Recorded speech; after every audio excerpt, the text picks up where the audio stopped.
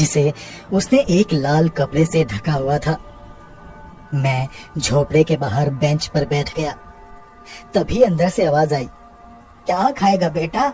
रोटी और साग लगा दूं? अब बहुत देर हो गई है बेटा, वरना तेरे लिए गोश्त पका देती।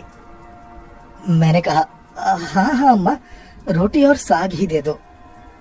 मेरे इतना कहते ही वो बूढ़ी अम्मा एक थाली में 4 रोटी और हरा साग ले आई। उसके एक हाथ में पानी का गिलास था और मुझे थाली थमाते हुए वो बोली, कल आना बेटा, कल तेरे लिए गोश्त पका कर रखूंगी। आज पूरी रात गोश्त को मसालों में सान कर रख दूंगी। कल तक उसका स्वाद 100 गुना बढ़ जाएगा। चल अब तू आराम से खाना खा, कुछ और चाहिए होगा तो आवाज लगा देना। इतना कहकर वो बुढ़िया वापस झोपड़े के अंदर चली गई। मैं बुझे हुए मन से वो रूखी रोटी और साग खाने लगा। मैं असल में मन बना के आया था कि यहाँ आकर भर पेट गोश्त खाऊंगा, मगर मेरे नसीब में वो सूखी रोटी ही लिखी थी। मैंने खाना खत्म किया और अम्मा को पैसे देने के लिए आवाज दी, अम्मा कितना पैसा हुआ?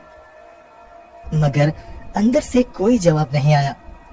मैंने फिर से आवाज दी, मगर कोई जवाब नहीं आया।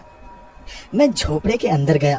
वो एक बड़ा सा कमरा था जिसकी दीवारें और फर्श को मिट्टी से लीप कर बनाया गया था। वहां 2 चूल्हे थे, कई बर्तन रखे हुए थे, सब्जियों की टोकरी और कुछ कालिख लगे हुए कनस्तर रखे हुए थे जिनमें शायद वो आटा चावल रखती होगी। मैंने देखा उस कमरे की दीवार पर एक गंदा सा पर्दा लटका हुआ था। शायद उसके पीछे दरवाजा है सोचकर मैं उसके पास गया। मैं उस गंदे से पर्दे को अपने हाथ से खिसकाने ही वाला था कि तभी पर्दे के पीछे से वो बूढ़ी औरत बाहर निकल कर आई। उसके एक हाथ में छोटा सा तौलिया था जिसे देखकर ऐसा लग रहा था जैसे उस तौलिए में खून लगा हो। फिर उस बुढ़िया ने अपनी साड़ी के पल्लू से अपने माथे का पसीना पोंछा। तब मैंने गौर किया कि उसके हाथ में भी खून लगा हुआ था।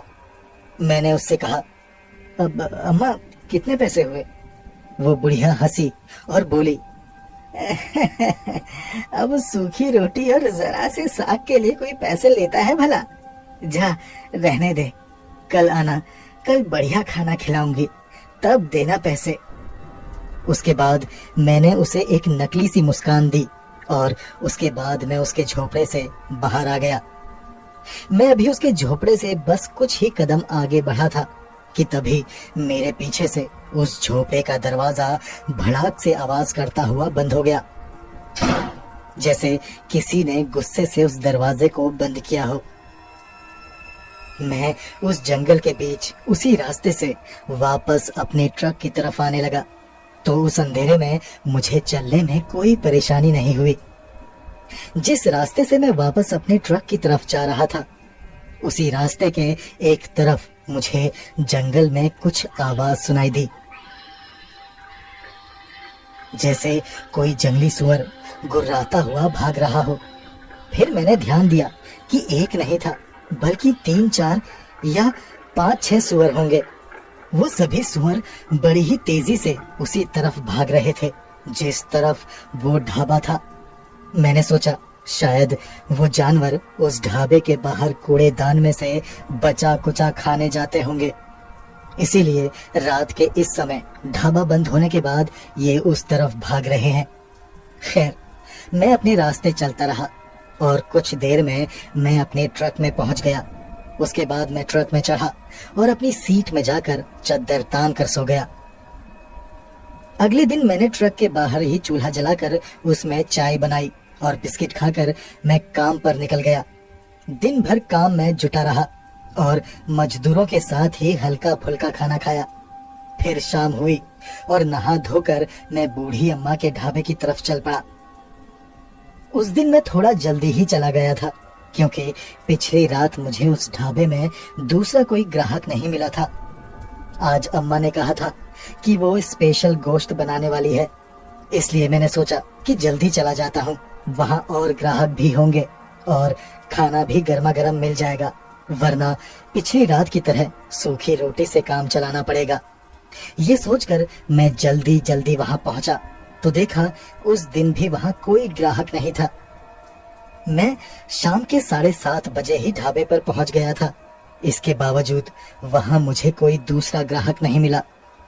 मैं उस ढाबे के झोपड़े के पास गया और झोपड़े के दरवाजे पर खड़ा होकर मैंने उस बूढ़ी अम्मा को आवाज दी, अम्मा, ओ अम्मा, आज क्या बनाया है खाने में? तभी झोपड़े के अंदर से वो बुढ़िया निकलकर बाहर आई। उसने अपने बदन पर एक गंदा सा एप्रन पहना हुआ था। उसके एप्रन में खून के दाग लगे हुए थे, जैसे मुर्गे काटने वाले कसाईयों के एप्रन में लगा रहता है, बिल्कुल वैसे ही।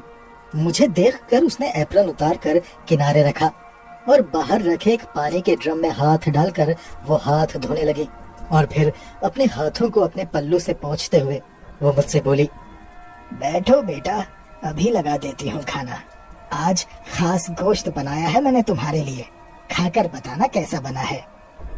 इतना कहकर वो जल्दी जल्दी अंदर चली गई। मैंने झोपड़े के बाहर दरवाजे पर लटकी हुई लालटेन उतारी और अपने सामने बेंच पर रखकर मैं भी आराम से बैठ गया।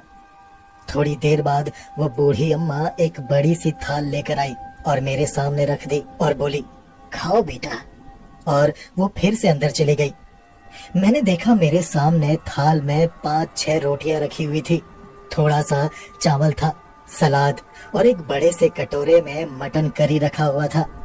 उसके बगल में ढेर सारा सूखा गोश्त। इतना सारा स्वादिष्ट खाना देखकर मेरी भूख बढ़ गई। सबसे पहले मैंने सूखा मसालेदार गोश्त का एक बड़ा सा पीस लिया और उसे मुंह में रखते ही मेरी जीभ के सारे टेस्ट बड्स नाचने लगे, क्योंकि वो गोश्त सच में बेहद लजीज था। फिर मैंने रोटी का एक टुकड़ा तोड़ा और उसे मटन करी में डुबोकर ग्रेवी के साथ उस रोटी को खाया। उसका स्वाद भी एकदम अलग था। मैंने आज तक वैसा मीट नहीं खाया था, ना ही घर में, ना ही किसी होटल में। थोड़ी देर बाद वो बूढ़ी अम्मा एक गिलास और जग में पानी लेकर बाहर आई और बोली, गोश्त ठीक पका है ना बेटा? मैंने कहा, ठीक नहीं अम्मा, बहुत ज्यादा ठीक पका है। वैसे ये किस जानवर का गोश्त है? मेरे ऐसा पूछते ही वो बुढ़िया थोड़ा सा सक पका गई। उसके चेहरे पर एक अजीब सी मुस्कान आई और वो बोली, बेटा, ये बकरे का ही गोश्त है। मैं अलग तरीके से पकाती हूँ ना, इसलिए इसका स्वाद अलग लगता है। फिर मैंने वापस खाने पर फोकस किया। वो बुढ़िया वापस अंदर चली गई। कुछ देर बाद वो फिर से बाहर आई और बोली, बेटा और चाहिए? गोश्त बहुत बड़ा है। मैंने कहा, अब नहीं नहीं अम्मा, बहुत खा लिया, ऊपर गले गले तक भर गया हूँ। पहली बार खाया है मैंने इतना स्वादिष्ट खाना। अब तो ऐसा लग रहा है जैसे बहुत दिनों तक भूख भी नहीं लगेगी। अम्मा अपने खाने की तारीफ सुनकर मुस्कुरा दी और मुझे एक छोटा सा डब्बा देते हुए बोली, ये लो बेटा, इसे सुबह खा लेना, सूखा गोश्त है, ये 3 दिनों तक खराब नहीं होगा। मैंने कहा, अरे अम्मा जी, धन्यवाद। मैं आपसे कहने ही वाला था कि आप थोड़ा सा गोश्त सुबह के लिए भी बांध देना। चलिए बताइए कितना पैसा हुआ? वो बूढ़ी अम्मा बोली, अरे बेटा, जो दिल करे, जितना दिल करे, बाद में दे देना। अब तो तू आता ही रहेगा ना खाना खाने के लिए। मैंने कहा, हाँ अम्मा, कुछ दिनों का काम और बचा है, उसके बाद काम खत्म हो जाएगा तो मैं चला जाऊंगा। वो बूढ़ी अम्मा बोली, ठीक है बेटा, जिस दिन जाएगा उस दिन दे देना पैसे। अब जा, बहुत रात हो गई है। मैंने अम्मा का धन्यवाद किया और उनसे विदा लेकर मैं वापस अपने ट्रक की तरफ जाने लगा। अभी मुझे सिर्फ 20-25 मिनट पैदल चलना था। जब मैं उस सुनसान जंगल वाले रास्ते के बीच चल रहा था, तब पिछली बार की ही तरह मुझे जंगल में पेड़ों के पीछे वही सुअरों के भागने की आवाजें आने लगी। वो बड़ी ही तेजी से उसी तरफ भाग रहे थे जिधर वो ढाबा था। खैर, कुछ ही देर में मैं अपने ट्रक के पास पहुंचा और हाथ मुंह धोकर मैं अपने बिस्तर में जाकर सो गया। आधी रात में मुझे मेरे ट्रक के बाहर कुछ हलचल महसूस हुई। ऐसा लग रहा था जैसे मेरे ट्रक के बाहर लोग चल रहे हैं और आपस में ही खुसर फुसर कर रहे हैं। मैं बिस्तर से उठा और ट्रक के सामने वाले कांच से बाहर देखा। बाहर अंधेरा था, कुछ भी साफ दिखाई नहीं दे रहा था, पर कुछ काली परछाइयां हिलती हुई सी दिखाई दे रही थी। मैंने ट्रक में चाबी लगाकर ट्रक की हेडलाइट्स ऑन